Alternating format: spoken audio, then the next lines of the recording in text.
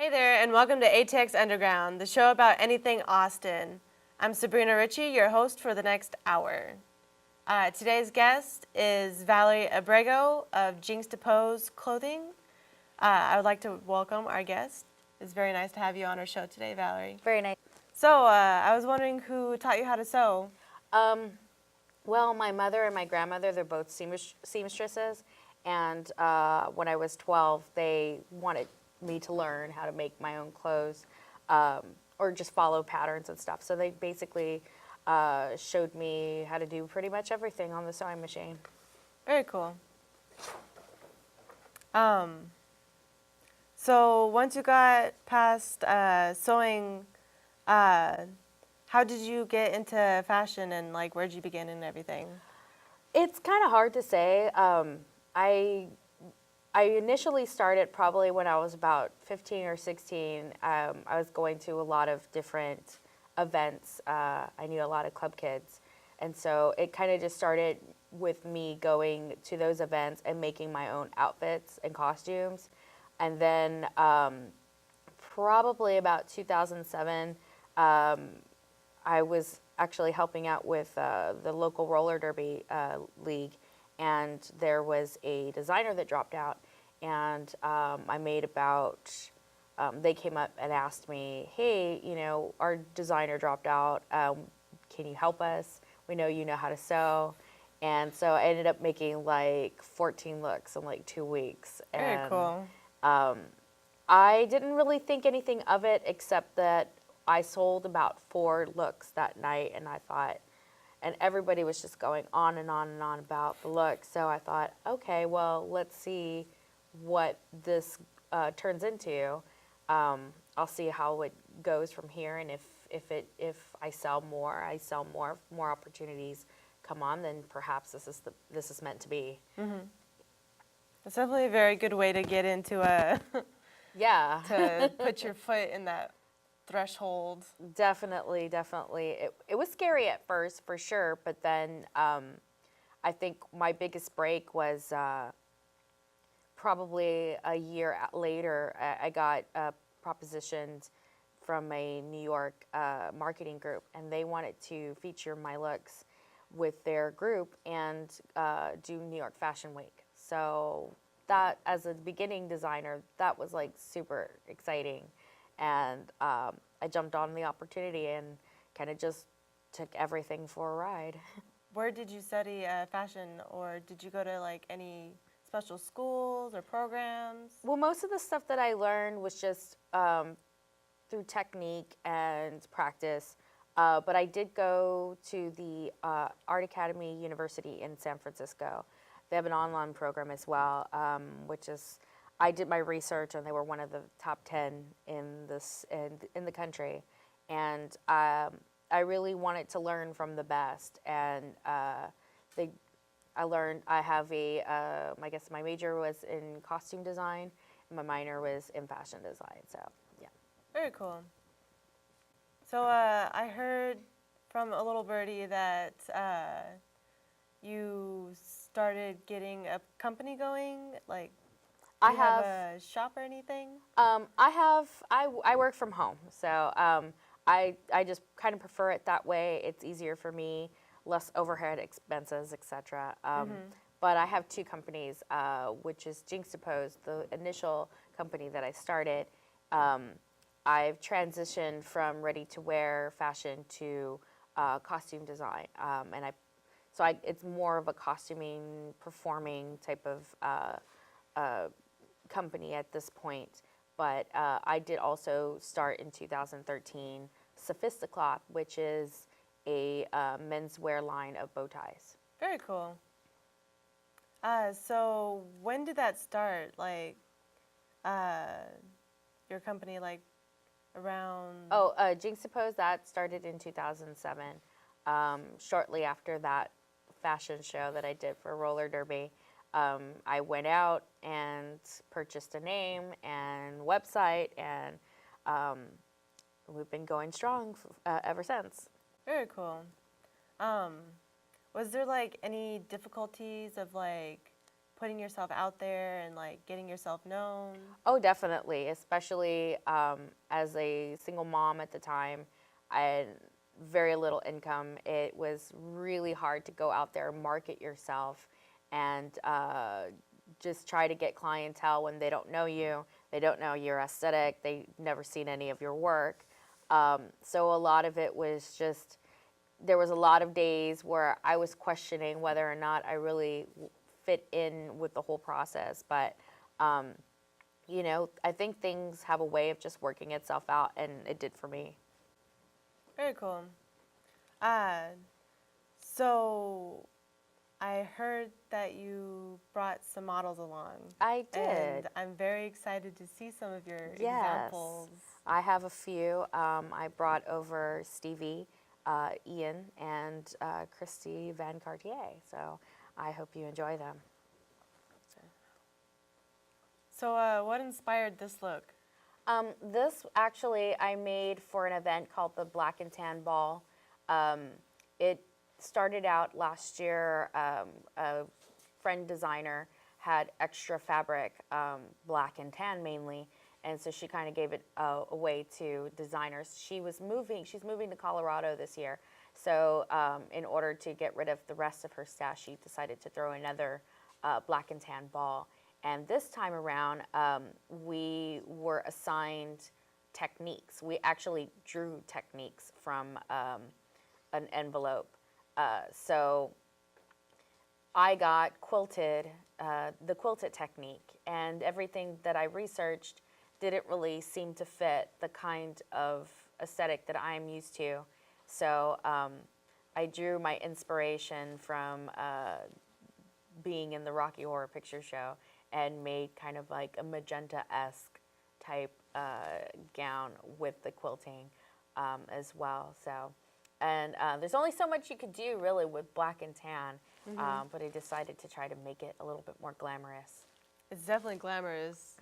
It it has a very fresh and like almost futuristic look to it, as if you would see like your outfit in like one of those very futuristic ball-like movies. That's exactly what I was all- going for. And my Yeah. model, I used another drag performer as my model for the event.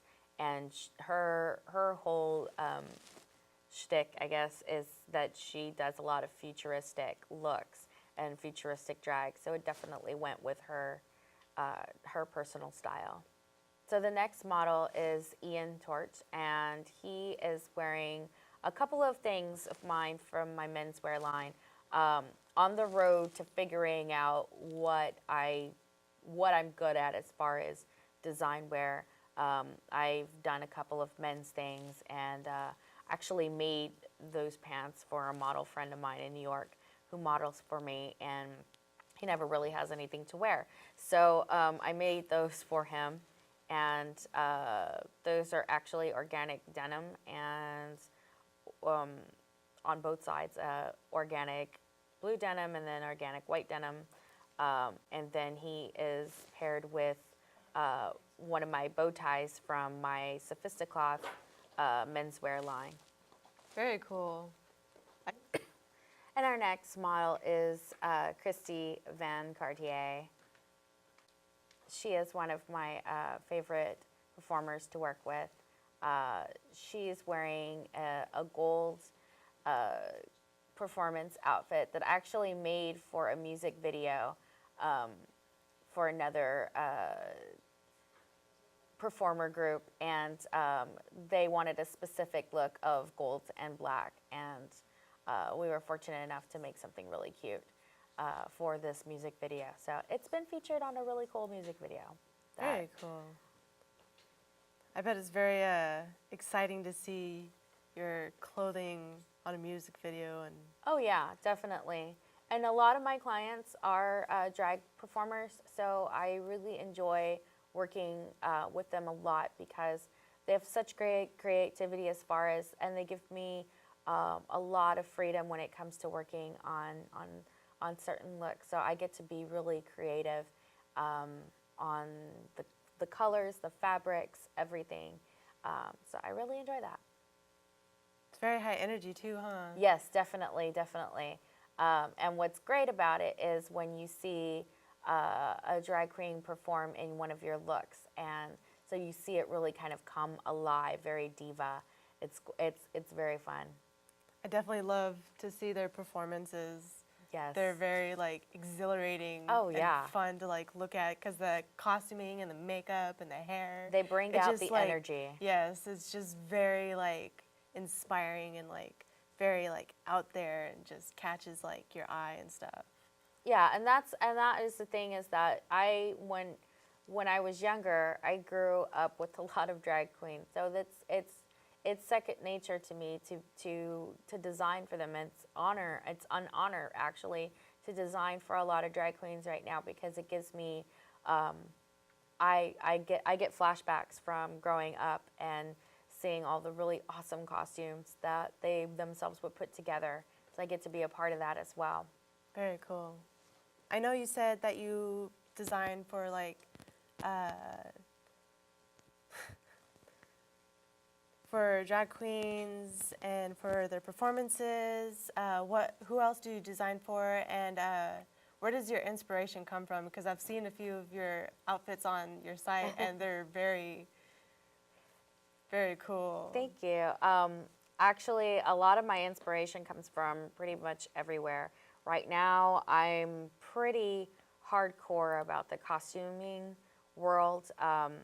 I aspire to be a great costumer someday, so I'm constantly working on my techniques and my costumes. They seem to be getting better and better. But a lot of my inspiration, I love futuristic things. I think ever since I was little, I couldn't wait. You know, you watch cartoons or TV shows, and you imagine what the future is going to look like. And I feel like I want to be some part of that by setting the standard as far as what I want my ideal future to look like. But I find a lot of inspiration in art, music, architecture, things like that. So it really just depends on what kind of mood I'm in at the time. Very cool.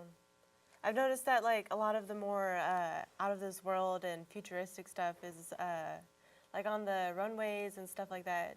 It'd be like very like nice to see like them push it forward into like actual normal grounds Definitely. and liven up like the culture and Definitely. the wardrobes.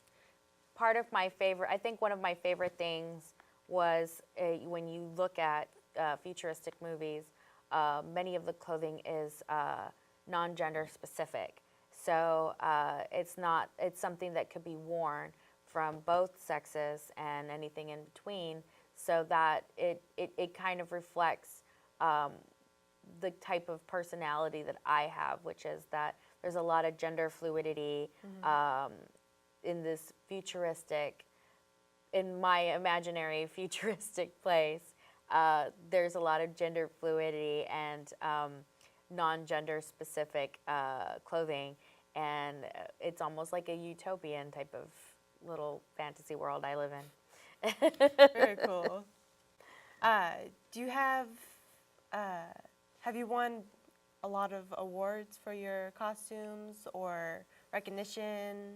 I did win Fashion Designer of the Year in 2011 with the Raw Austin for the state of Texas. I was extremely taken from it because I wasn't too sure that I was going to win. There was a lot of really amazing talent that night, so to win it was really cool. I've been nominated for a lot of things, and I haven't won anything else, but I don't think that that's going to really stop me. I think, like a lot of people who are constantly nominated and not awarded, you just want to keep trying and trying until eventually somebody recognizes that. Very cool. Kind of reminds me of like,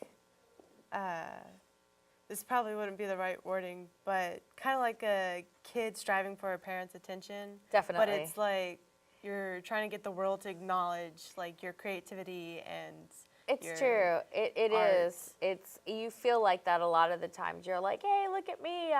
I'm making this. Look at how awesome it looks, and look how cutting edge it is. And then nobody really recognizes. I feel like especially here in Texas, they may or may not be ready for what I have, but I'm gonna still keep trying until they go, oh yeah, you're here. So hopefully that will be soon. That'd be nice. So, do you have any other outfits? Yes. So my next model is Stevie again. And she is wearing one of my older creations. This is more when I was doing ready to wear, New York Fashion Week, etc. She is wearing a silk wool houndstooth dress, A-line dress, very 60s inspired. And that's probably, if I have another inspiration besides the future, it would be the 60s. I love the 60s, and I love the cuts and the types of dresses, the clothing that were. I feel like there was a lot of creativity when it comes to the clothing, and so this look has actually been featured in a couple of magazines. So it has been published. One of my first fashion spreads, more than 5 pages or so. This was featured in that look, and the model was doing a very cute Twiggy inspired creation with the little round glasses, etc. I thought I saw it somewhere because when you showing it now, like it actually kind of brought up something like from looking through like magazines and stuff. I remember seeing something very similar to it, and I was just about to ask. I was like, "Oh, did it show in a magazine or something?" I remember seeing a very similar dress to it. Yes, I love this look because it's one of those looks that you can use for pretty much any body type, and will definitely bring out some really great curves that we all have and we should enjoy. So it's definitely one of my more favorite looks, and that's why I brought it in. Very cute. So this is Christy Van Cartier again, and she's wearing one of my swimwear lines.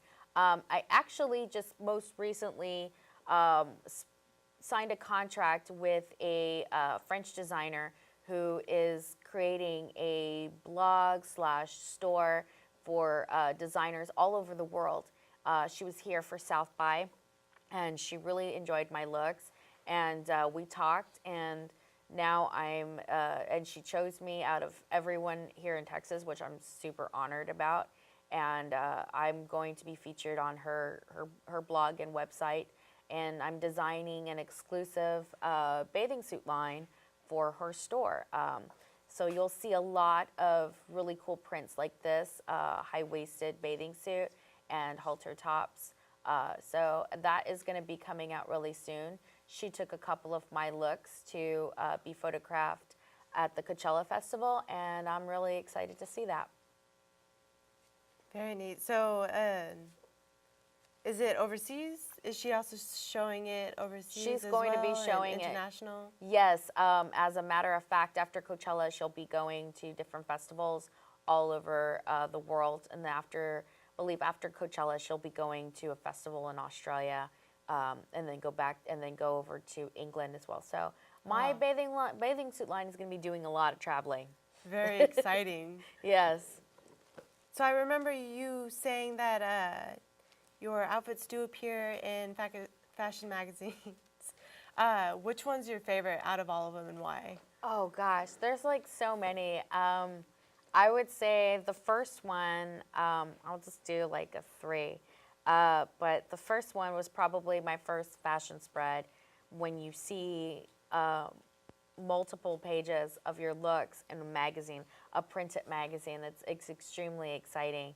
And then I did a editorial theme shoot with Jute magazine for Halloween, and I really kind of wanted to push the envelope on my pictures. So I did kind of a flay inspired woman and a kind of like uh, a, um, an inspiration from my Hispanic heritage, and so I did like a La Llorona type of thing in the graveyard, which was really cool and spooky and scary. And I was really honored to have a place like Jute Magazine, which is definitely one of those magazines that's higher up in the food chain, and they featured it, so I was very excited about that.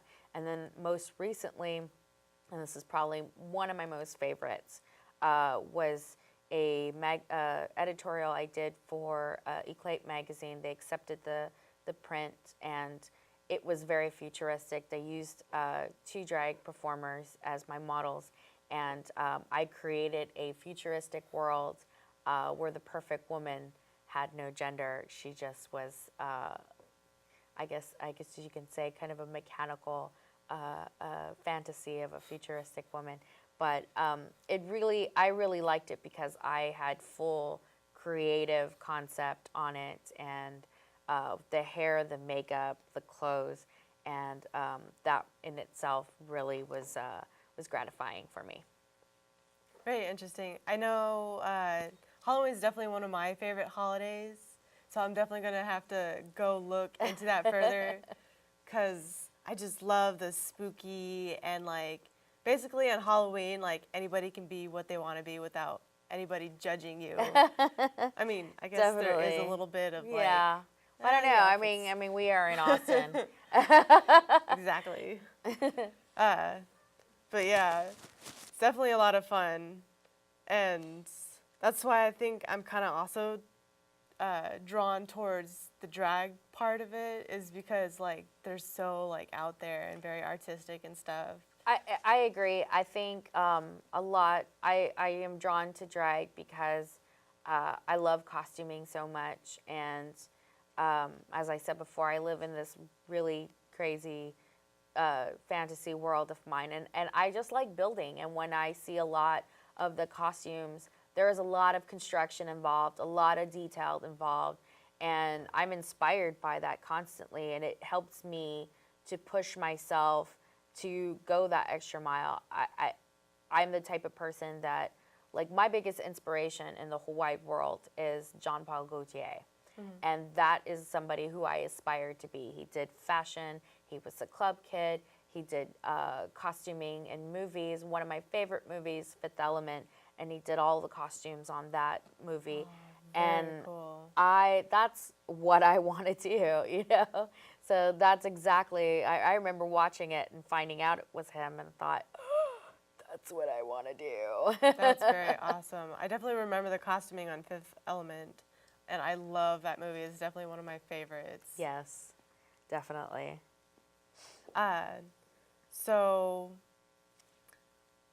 you were talking about runway and a little bit, and I was just wondering a bit more, like the details of it, like, so like your favorite part about it, and do they actually let you like walk up on there with your models after the end of the show, and like how does that feel?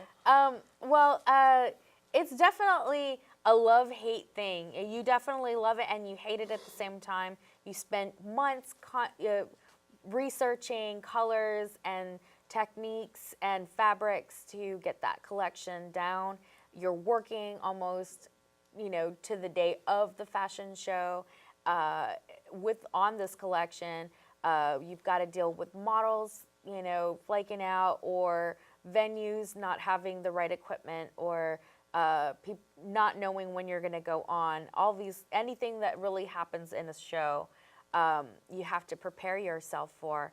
And then you're basically going on, like I said, for like maybe 6 months of prepping for like maybe 5 or 10 minutes on the runway.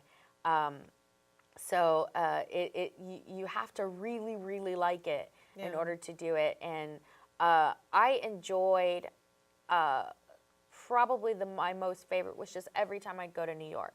It felt amazing to be in that city and to be recognized in a city like that, where it's just so art inspired and fashion inspired. Everybody's all about the fashion. So you see your looks going down the runway. And I think one of my most favorite was we had a couple of the girls from New York Housewives, and they were taking pictures. And she loved my looks. She just could not get enough. She was taking pictures of all of them, and that was just like, whoa, that was so cool. But you do walk down the runway with your models in the finale, and that's always like probably the most scary part to me, because I'm walking down the runway with my models, and I'm like probably the most awkward person in the world when I'm walking down that way. It's like I'm just the artistic part behind it. Yeah, I see, and now I see why a lot of designers will kind of just go out into the curtain and wave, and they'll go by, because they're probably incredibly shy like me. Yeah. But I have walked down the runway, and it's kind of funny because there's an interesting story. I was doing New York Fashion Week, and we were trying to corral the models, and they were enjoying the music, which was fine. I'm not a pill when it comes to that. I'm not, as long as you're there, I'm really happy about that. So she was dancing, and I had just sit down because I had like these 8-inch like heels platforms. I don't know what I was thinking. And I was gonna walk down the runway with them. So I sat down and I put my foot down, and she stepped on my toe. And I'm pretty sure she broke the pinky toe, but it was just like literally right before I was supposed to do my final walk. Yeah. So I'm like getting up and walking out there. And I have a few pictures up there, and I don't know if anybody noticed, but I was in so much pain that time. Yeah. I was like trying to walk down that way with the most weirdest smile in the world, because it was hurting. Definitely one of those moments of the show must go on. Yeah, totally. But it was fun. So, what's your upcoming events? I have a few coming events, actually, especially in August and in May. I am working on a film at this moment, which I'm prepping for costume-wise, but I'm also producing my own fashion show for Austin Fashion Week with the help of Poo Poo Platter and the Q Austin. I'm super excited about it. The Q Austin has generously sponsored our event at the Scottish Rite Theater. It will be on April 16th, probably around 7 o'clock. And what we did last year was we created this concept. It's called Flawless, and during Austin Fashion Week, and we get designers to design looks for local Austin drag performers. They perform in them.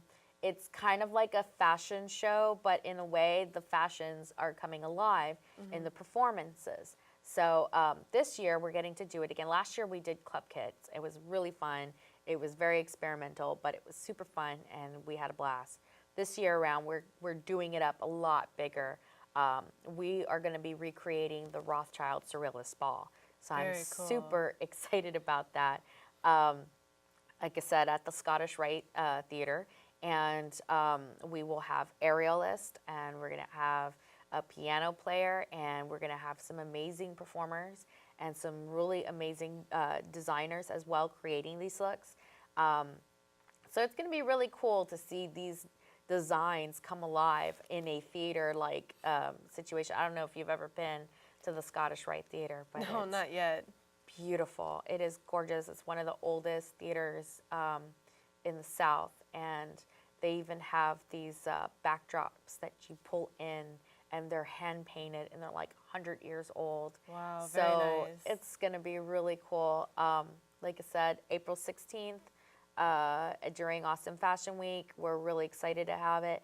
It's going to be free and open to the public. So if you want to come out, if anybody wants to come out, come out. It's going to be fun, but get there early, because we can only hold 350 people. Yeah. Do you have like a website that holds all this information? Any way to contact you or anything? I need to actually update my website, but it is jinxedaposed.com, jinxedaposed.com. Also, So you said you had a website. Is all your events and planning and everything Yeah. going to be on there? Yes, definitely. Most definitely, we will have that on there at some point, and and also I will be doing a lot of stage managing for the Austin International Drag Festival, which is May 1st through the 3rd, and we're super excited about that. A lot of drag performers from all over the world are coming down to perform, and we're thriving to make Austin the drag capital of the world. So we're really excited about that. We've got girls coming in from the UK. We have RuPaul girls. We have like, Oh, very cool. yeah, we're gonna have. I mean, we've got like people like Adore and Courtney Act coming over. So we're really excited about that. And we will be having a super cool after hours party by some original club kids, the Wonder Twins, and I'm super excited about that as Very well. awesome. Now that's just making me like really want to see it. Yes, it's definitely going to be super cool. You can find that information on my website as well on how to get passes and stuff like that, because there's going to be so many events during that festival. You'll definitely want to check up on that schedule. Very neat. Definitely have to look into that. Yes. Because I would definitely not want to miss something that exuberant.